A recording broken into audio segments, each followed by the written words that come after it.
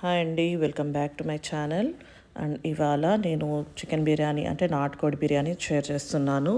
30 మందికి సరిపోయేటట్టు మీకు మెజర్మెంట్స్ అని కింద డిస్క్రిప్షన్లో ఇస్తాను. ఇది ఒక 5 kg చికెన్ అండ్ అలాగే 5 kg రైస్తో చేస్తున్నాను. ముందుగా ఒక మంచిగా మందంగా ఉండే బిర్యానీ పాట్ తీసుకొని అందులో 1 లీటర్ వరకు ఆయిల్ వేసుకోవాలి. ఆయిల్ వేడెక్కిన తర్వాత అందులోనే యాలకులు, పట్ట, లవంగాలు వేసుకోవాలి. అండ్ అవి వేసిన తర్వాత ఉల్లిపాయలు సన్నగా స్లైసెస్లా కట్ చేసిన ఉల్లిపాయలు అండ్ పచ్చిమిర్చి వేసి దీన్ని మంచిగా గోల్డెన్ కలర్ వచ్చే వరకు ఫ్రై చేసుకోవాలి. ఇలా మంచిగా కలర్ చేంజ్ అయిన తర్వాత అల్లం వెల్లుల్లిపాయ మసాలా వేసుకొని దీన్ని కూడా మంచిగా ఫ్రై చేసుకోవాలి. అంటే 2 నిమిషాల పాటు కొంచెం పచ్చివాసన అంతా పోయే వరకు ఫ్రై చేసుకోవాలి. ఇది ఫ్రై అయిపోయింది చూసారా. ఇప్పుడు ఇందులోనే టమాటాలని రౌండ్గా స్లైసెస్లా కానీ ఇలా నిలువుగా కట్ చేసి వేసుకోవాలి. టమాటాలన్నీ మంచిగా అంటే గుజ్జులాగా అయ్యే వరకు ఫ్రై చేసుకోవాలి. ఇక్కడ చూసారా ఇలా అయిపోవాలన్నమాట. ఇది ఇలా అయిన తర్వాత మంచిగా మనం చికెన్ని వాష్ చేసుకొని వేసుకోవాలి. చికెన్ వేసిన తర్వాత ఒక 5 నుంచి 6 నిమిషాల పాటు మంచిగా కలుపుతూ అంటే అడుగంటకుండా మంచిగా కలుపుతూ ఉండాలి. మంచిగా సాటే చేసుకోవాలి. అలాగే ఉప్పు కూడా వేసుకోవాలి. అందులోనే ఉప్పు వేసి మంచిగా ఫ్రై చేసుకున్న తర్వాత ధనియాల పొడి, కారం, అలాగే గరం మసాలా లేదా బిర్యానీ మసాలా వేసుకొని మంచిగా అది కూడా ఫ్రై చేసుకోవాలి. ఒక 5 నిమిషాల పాటు సాటే చేసుకోవాలి.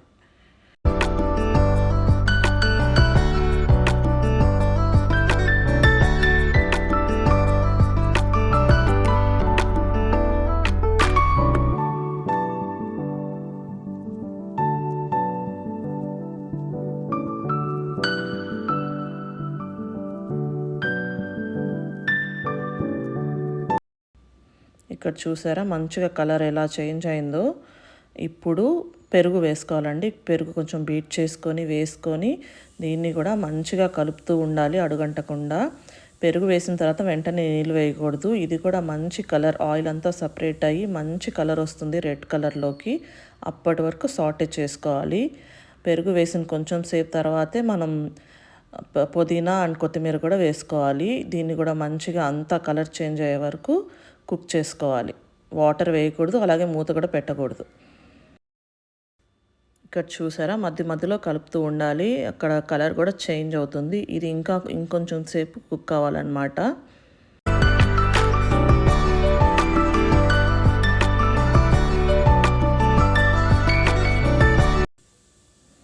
ఇక్కడ చూడండి ఇలా అంతా మంచిగా ఆయిల్ సపరేట్ అయ్యి ఇలా థిక్ గ్రేవీ లాగా అయిపోవాలి. అప్పటి వరకు కుక్ చేసుకోవాలి. చూసారా ఇది కొంచెం 10 మినిట్స్ పైనే పడుతుంది. ఇక్కడ నేను ఒక 5 లీటర్ల వరకు వాటర్ వేసుకుంటున్నాను.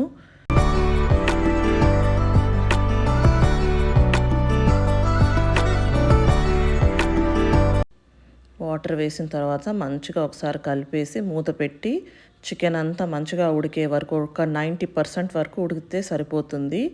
అండ్ 90-80% వరకు కుక్ చేసుకొని పొయ్యి మీద నుంచి తీసి పక్కన పెట్టేయాలన్నమాట. అండ్ చికెన్ ఉడికిన తర్వాత ఇక్కడ వాటర్ వేసుకుంటాను. ఇంకొంచెం పెద్ద పాట్ తీసుకొని మంచిగా దానికి సగానికి పైగా నీళ్లు వేసుకొని ఉప్పు వేసుకుంటున్నాను. ఉప్పు వేసి మంచిగా సలసలా కాగాలన్నమాట వాటర్. ఆ వాటర్ అంతా బాయిల్ అయిన తర్వాత 5 kgల రైస్ ఉంటుంది కదా, రైస్ని మంచిగా ఒక గంట పాటు నానబెట్టి వేసుకోవాలి. మీరు బాస్మతి రైస్ అయినా నార్మల్ రైస్ అయినా యూస్ చేయొచ్చు. ఈ రైస్ని ఇప్పుడు ఒక 50% వరకు కుక్ చేసుకోవాలండి. మరీ ఎక్కువ కుక్ చేయకూడదు. ఒక 2-3 పొంగులు వస్తే సరిపోతుంది. కొంచెం పచ్చిగా ఉన్నప్పుడే వార్చుకోవాలి. మీరు గ్యాస్ మీద చేసే పని అయితే ఆ వాటర్ అంతా ఒక పెద్ద గిన్నెలో తీసుకోండి, కింద పడేయకుండా. గంజి వార్చిన తర్వాత దీన్ని ఇప్పుడు మనం కుక్ చేసుకున్న చికెన్ గ్రేవీలో వేసి మంచిగా మిక్స్ చేసుకోవాలి. మిక్స్ చేసిన తర్వాత మళ్ళీ పొయ్యి మీద పెట్టేసి పైన ఇంకొంచెం కొత్తిమీర, పుదీనా, అలాగే ఘీ వేసి నెయ్యి వేసుకొని మూత పెట్టేయాలి.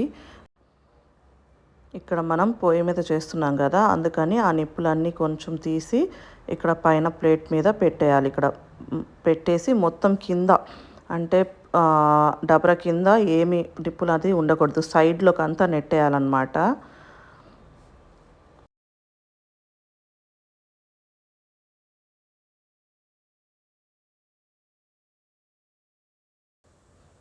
అండ్ ఇప్పుడు దీన్ని దమ్ మీద ఒక 15 నుంచి 20 నిమిషాల పాటు అలాగే ఉంచాలి. మీరైతే స్టవ్ మీద చేసే పని అయితే ఒక పెనం పెట్టి దాని మీద పెట్టండి.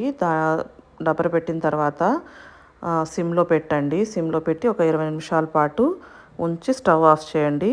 అండ్ ఇక్కడ చూసారా బిర్యానీ కలర్ అంతా ఎంత బాగా వచ్చిందో, మంచిగా దమ్ అయింది. అండ్ టేస్ట్ కూడా చాలా బాగుంటుంది. అండ్ ఇది మా నెల్లూరు స్టైల్ బిర్యానీ.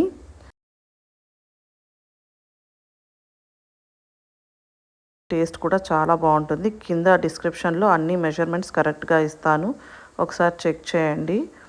అండ్ నా ఛానల్కి సబ్స్క్రైబ్ చేసుకోండి. Thanks for watching.